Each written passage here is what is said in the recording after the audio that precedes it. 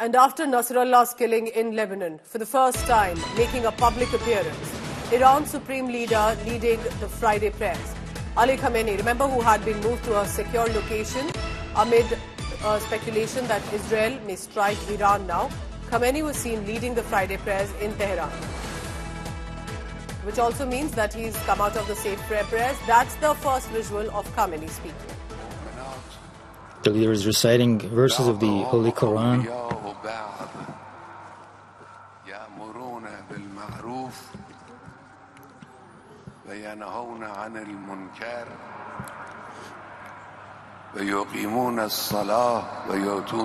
So the leader of the Islamic Revolution is reciting verses of the Holy Quran.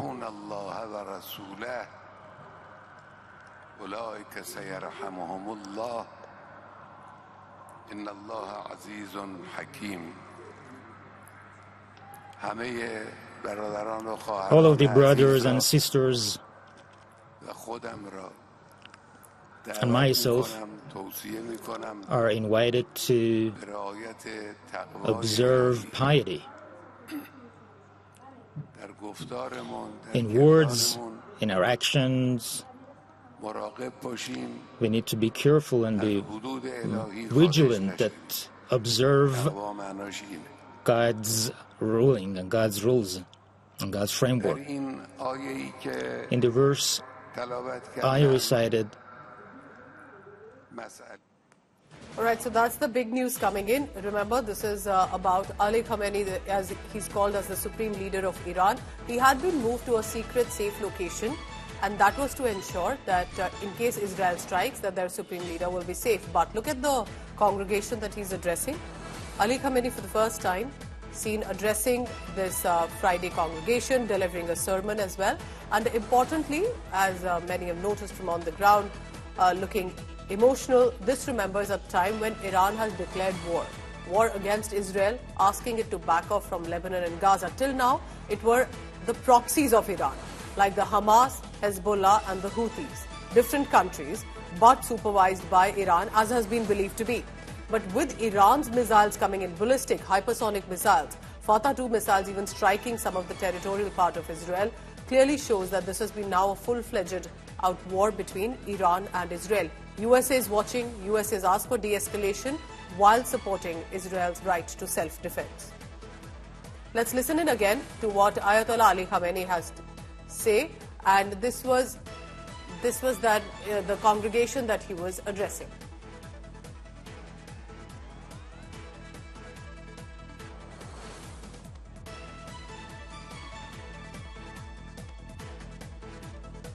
The visual, and clearly looks like that many people have come forth on the streets. And just to give you a background, in case you're wondering why is this specific Friday prayers important, because this is the first Friday sermon in 5 years, in 5 days, I correct myself, and that has been after attacking Israel.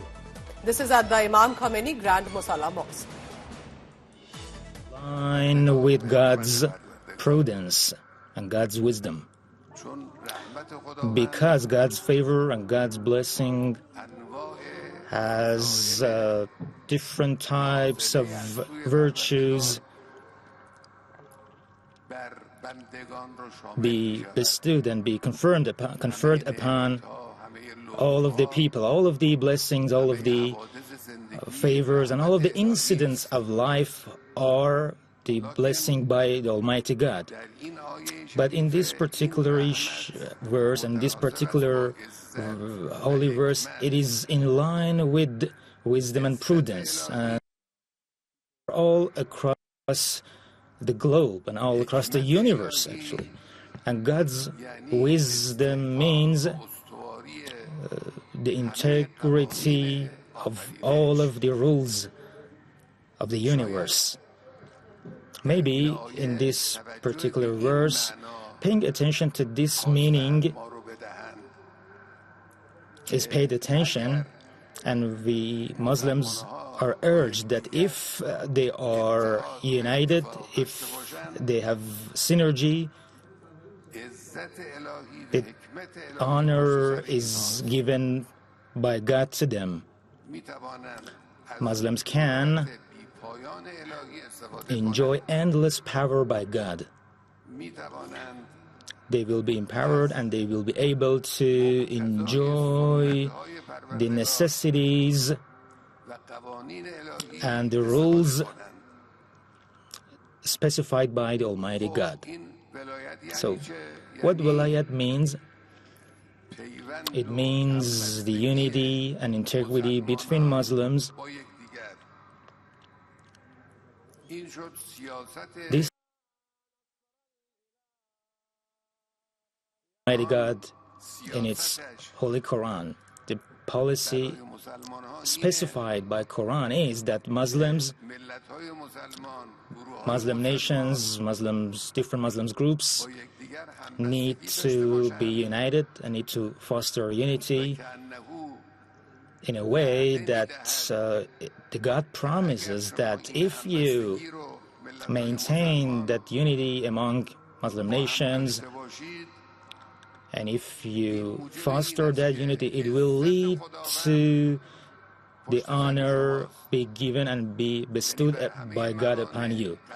You can remove all of the obstacles, you can defeat all of the enemies, and the wisdom by Almighty God will lead you and will guide you. It means that all of the rules of the universe will work for the sake of your improvement and progress. This is the logic specified and laid out by the Holy Quran. In contrast, and in the other side, there is the policy of Islam's enemies, hegemonic powers and aggressors of the world. Their policy is to sow discord and to govern. The basis of their work is to plant discord. This policy of sowing discord is followed in Islamic countries with a variety of means and tactics, and until now they have not given up on that policy, and this results in that the souls and the hearts of Islamic countries become affected and become impacted. But today, Muslims are awakened. Muslim nations are awakened today. I'm telling you that today is the day that the Islamic Ummah is able to overcome this tactic by the enemies of Islam. I'm telling you that the enemy of the Islamic Republic of Iran and the enemy of the Iranian nation is the enemy of the Palestinian nation, is the enemy of the Lebanese nation, and is the enemy of the Iraqi nation and the Egyptian nation as well. And that enemy is the enemy of the Syrian nation, Yemeni nation too. That's the same enemy. The enemy is the same. Their ways, their tactics are different in various countries. In one place they use psychological war. In another place they use economic pressure. In another place they rain down heavy bombs. In another place they use weapons, and in some other places they use smiles to follow and to further that policy. But they have the same operating room. The order is issued from one place, and that order is issued from the same place to attack Islamic nations and Islamic countries. If this policy is successful in country, and it means if it leads to the dominance by those enemies of that country, if they feel comfortable that that policy works, they switch to another country to further that policy. Nations, Muslim nations, should not allow that. If any nation would like to prevent a kind of crippling siege by the enemy, they need to be vigilant, and they need to stay vigilant and careful if they see and when they see that the enemy is pursuing their policy in one nation, paying solidarity with that nation who is under oppression, help that nation, cooperate with that nation so that the enemy will not succeed in that country or place. If the enemy manages to pursue their and materialize their policy in that place, they will switch to another country to do so. For many years, Muslims have neglected from this truth and fact, and we have seen the consequences. Today, we need to be aware, and we need not to neglect. We need to fasten the belt of defense, freedom-seeking, dignity from Afghanistan to Yemen, from Iran to Gaza and Lebanon, in all of the Islamic world. We need to fasten that defending belt. This is the first issue I wanted to talk to you today. Today, the majority of my speech will be addressed to our Palestinian and Lebanese brothers. I'm going to mention them in the next sermon. I talked about the first issue. The second is the rules, the defending rules set by Quran is decisive for us. It has taken the decision for us, as well as our own constitution, Iran's constitution, and also international law.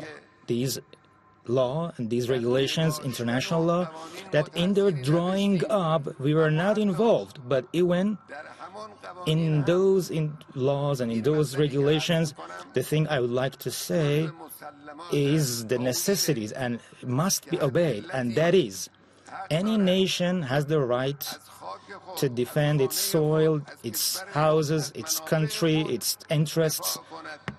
They have the right to defend that in the face of aggressors.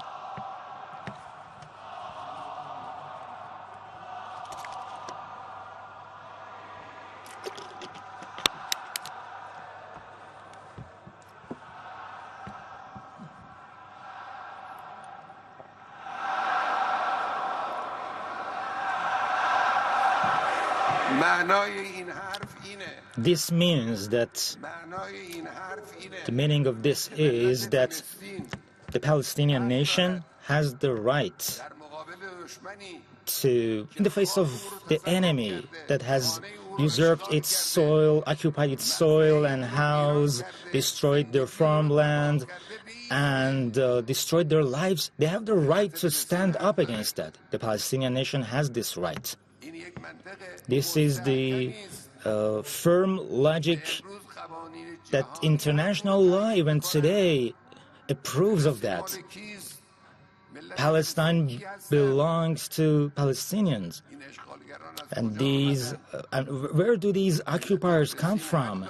The Palestinian nation has this right to stand up against them, standing up to them. And no trial, no authority, no international organization that do not have the right to object Palestinian people that why they are standing up to the Israeli regime, the occupying Israeli regime. They don't have this right to do so. And those who are supporting and helping the Palestinian nation and those who are fulfilling their duties in this regard, nobody, based on no international law, has the right to object and protest the Lebanese that why you are defending Gaza, why you are defending Palestinian cause. That's their duty. They should do that. This is the Islamic teaching and Islamic rule, and that's based on logic, and that's based on international law and international regulation. Palestinians are defending their own soil and their own land, and their defense is legitimate. Helping them is legitimate as well. Therefore, all of these attacks and Al-Aqsa flood operation that October last year was carried out, that was a correct move, logical move based on international law, and Palestinians had the right to do so.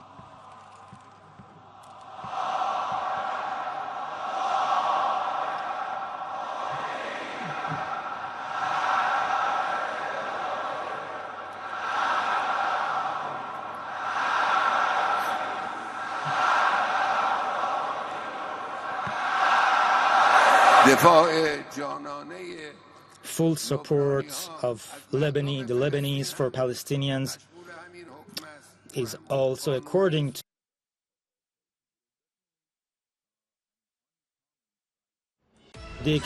that's logical, that's legal, and that's legitimate, and nobody has the right to protest that and to criticize them.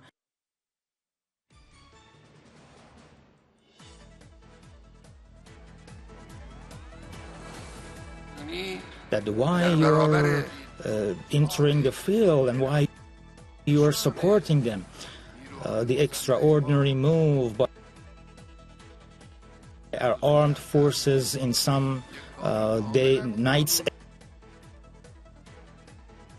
was totally legal and legitimate.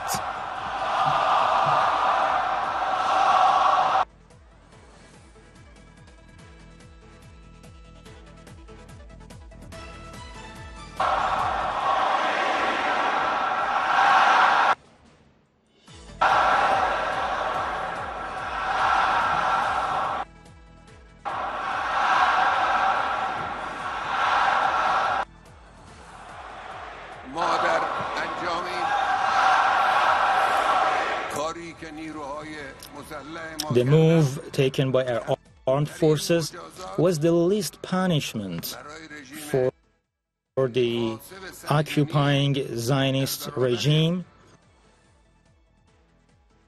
in the face of the crimes, the unbelievable crimes committed by that regime, the bloodthirsty regime, the wolfish regime, this rabid dog, which is the crony of Israel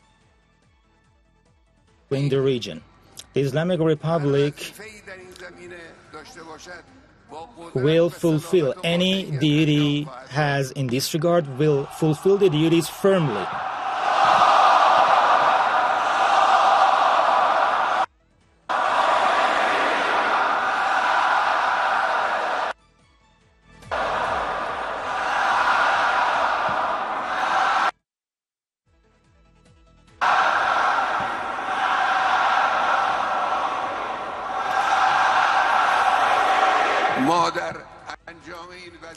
In fulfillment of this duty, we neither hesitate nor rush. Pay attention. We neither hesitate, we will not give up, but we will not rush at the same time. First, and the target audience of that sermon is our Arab brothers in regional countries, so I will deliver the sermon in Arabic language. In the name of God.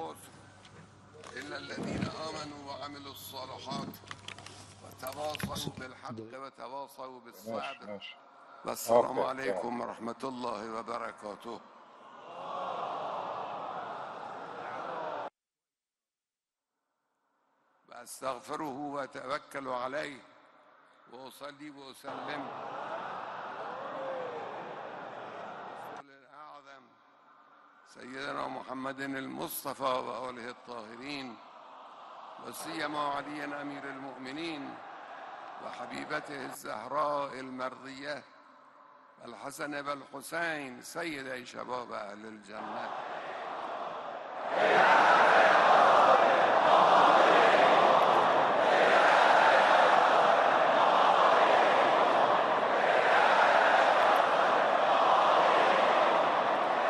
خیلی ممنون، خیلی متشکر.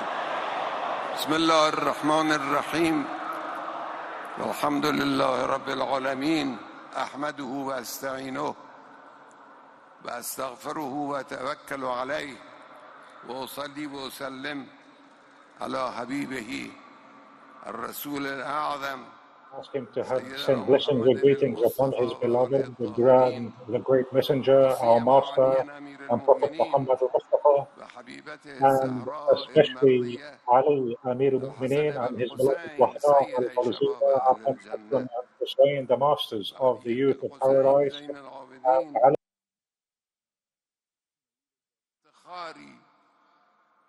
Ali al-Hussein, Zain al-Abidin, and Muhammad ibn Ali al-Baqir, upon Ja'far ibn Muhammad al-Sadiq, Ja'far al-Kazim, Ali ibn al-Rida, Muhammad the son of Ali al-Jawad, Ali ibn Muhammad al-Hadi, al-Hasan ibn Ali al-Zaki al-Askari, and Hujjat al-Qa'im al-Mahdi.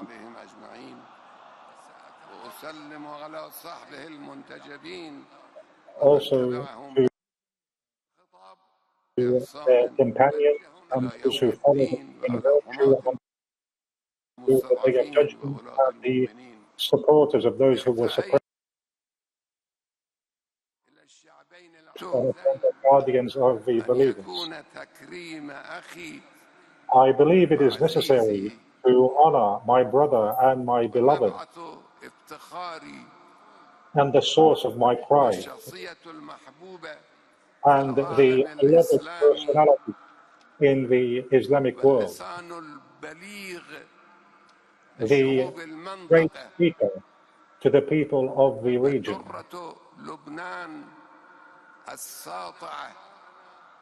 the shining jewel of Lebanon, His Eminence Sayyid Hassan Nasrullah, may God be pleased with him, in these Friday prayers in Tehran. I will also refer to a few points. This speech is directed to the Islamic Ummah as a whole. However, it is directed specifically to the two beloved peoples of Lebanon and Palestine. We are all in a state of pain and mourning the martyrdom of our dear Sayyid. This is a big loss, and it has indeed made us mourn. However, our mourning does not mean losing hope. It is the same nature of our mournings for the master of the martyrs, Hussein ibn Ali, may peace be upon him. It revives life. It inspires.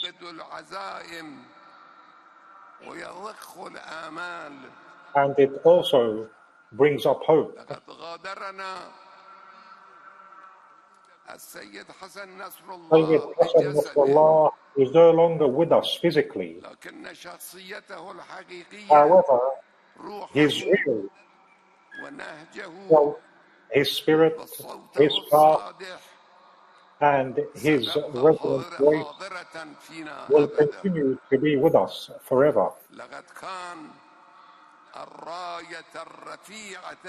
He was the highly raised flag of the resistance against the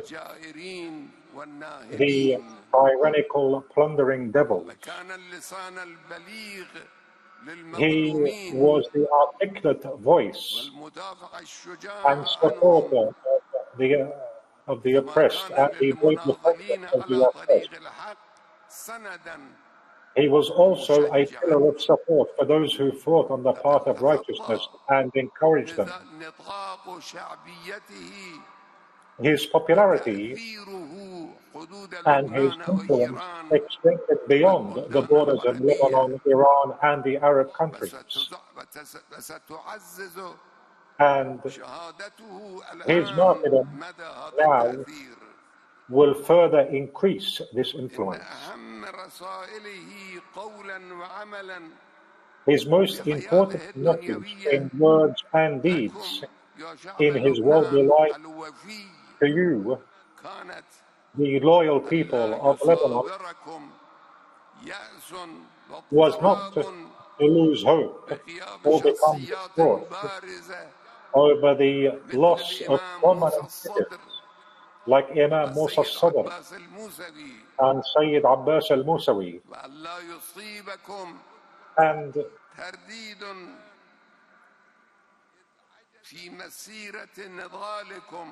for your march, for your struggle not to be impacted, for your efforts not to weaken, and to enhance your cohesiveness, and to stand up to the aggressive enemy and to thwart his plans by strengthening your faith and your reliance on God, by the people, the loyal people of Lebanon, the youth of Hezbollah, the exuberant, enthusiastic youth of Hezbollah and Amal. This was also the request of our Sayyid the Martyr, the request of his people and the resistance front and the Islamic Ummah as a whole. The cowardly enemy, as it was unable to deal a real strike against the cohesive structure of Hezbollah, Hamas, or the Islamic Jihad, and other jihadi organizations that practice jihad in the cause of God, it resorted to speaking about victory via assassination, destruction, bombardment, the killing of civilians, and to cause grief. However, what is the result? What is the result? This behavior led to the accumulation of anger and further increasing the motivation of resistance, and more men and leaders and more sacrifices, and further strengthening the chokehold on the bloody wolf, and so hence eliminating this disgraceful entity from existence, God willing. Honorable people, the grieving hearts find solace in the remembrance of God and seeking His help. The destruction will be repaired, and your patience and steadfastness will give you honor and dignity. For 30 years, our dear Sayyid was leading a difficult battle. He raised Hezbollah step by step, like a seed that sends forth its fruit. Then it grows and becomes stout, standing firmly on its stem, impressing the sowers, so that he may enrage the faithful. Allah has promised those of them who have faith and do righteous deeds forgiveness and a great reward. With Sayyid's planning, Hezbollah grew phase by phase, with patience and in a logical, natural manner. It showed the impact of its existence to its enemies in various stages by pushing back the Zionist regime, the Zionist enemy. It gives its fruit every season by the leaf of its Lord. Hezbollah is indeed a blessed tree. Hezbollah and its heroic, powerful leader, they are the essence of Lebanon's historic virtues and identity. We Iranians have gotten to know for a long time Lebanon and its merits.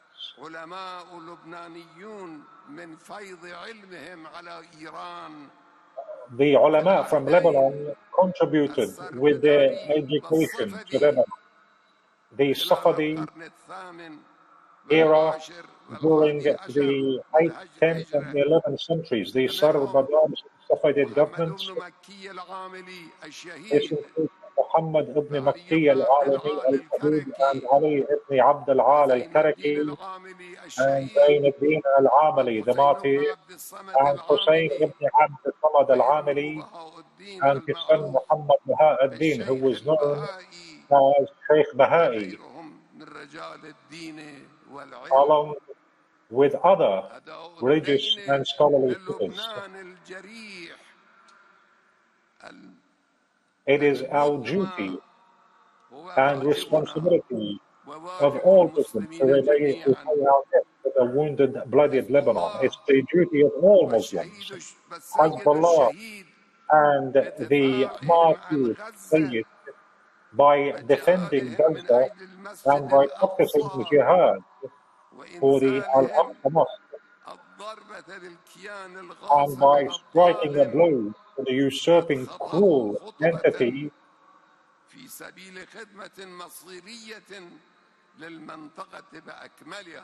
they have provided a vital service to the entire region and the Islamic world as a whole. America and its branches focusing on preserving the security of the usurping entity is nothing but a cover for their policy of transforming the entity into a tool for taking control of all of the natural resources in this region and using it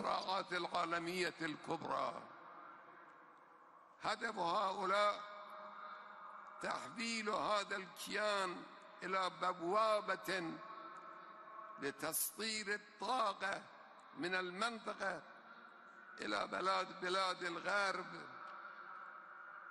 باستيراد البضائع والتقانة من الغرب إلى المنطقة وهذا يعني ضمان وجود المغتصب وجعل المنطقة بأجمعها تابعة له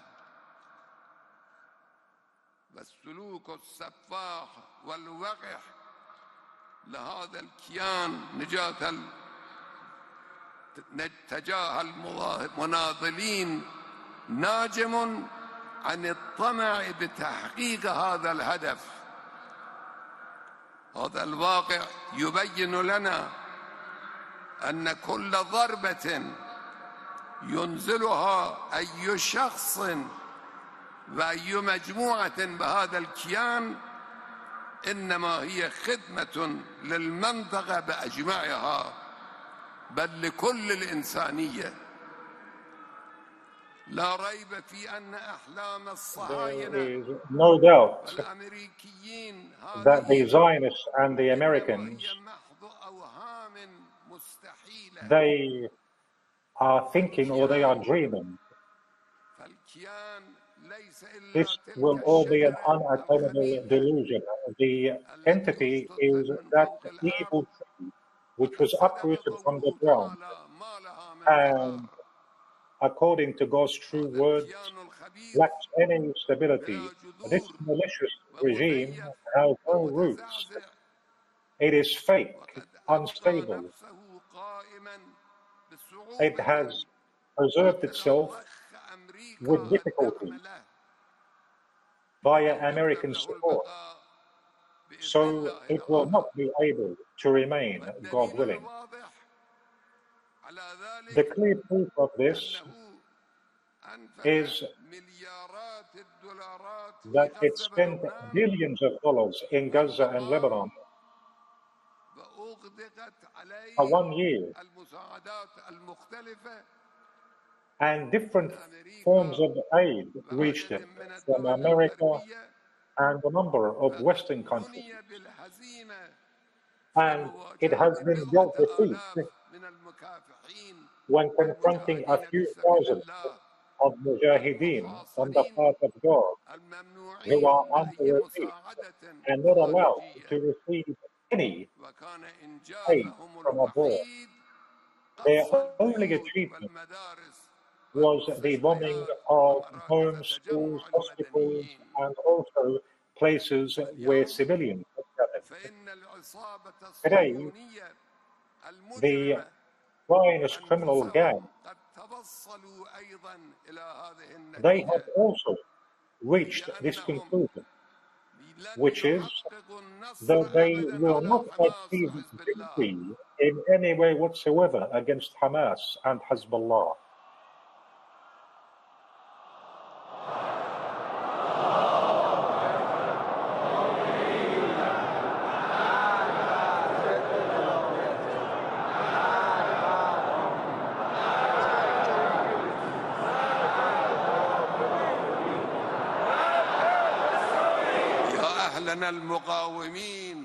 You, the resilient people, the resistance fighters in Lebanon and Palestine, those courageous people who are carrying out this struggle, the patient, loyal people, know that these martyrdoms and spilled blood will not shake your determination, but rather will make you more steadfast.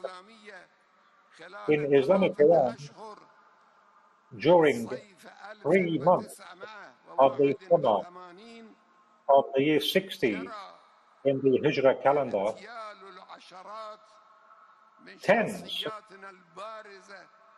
of our prominent figures were assassinated, unique figures, including a great figure like Sayyid Muhammad Beheshti, and a president like Rajai, and a prime minister like Bahonar, and scholars like Ayatollah Madani and Quddusi and Hashim Najat and others like them. Each one of them was a pillar of the revolution, be it at the national or local level, and losing them was not easy. However, the march of the revolution did not stop. It did not retreat. Rather, it intensified. And today, the resistance in the region will not back down after the martyrdom of its men. And today, the resistance in the region will not back down with the martyrdom of its men. And victory will be an ally of the resistance. The resistance in Gaza has captured the world's attention and brought honor to Islam. In Gaza, Islam has stood firm against all forms of evil and crime. And there is no one who cannot but applaud the steadfastness and curse the ruthless, bloodthirsty enemy.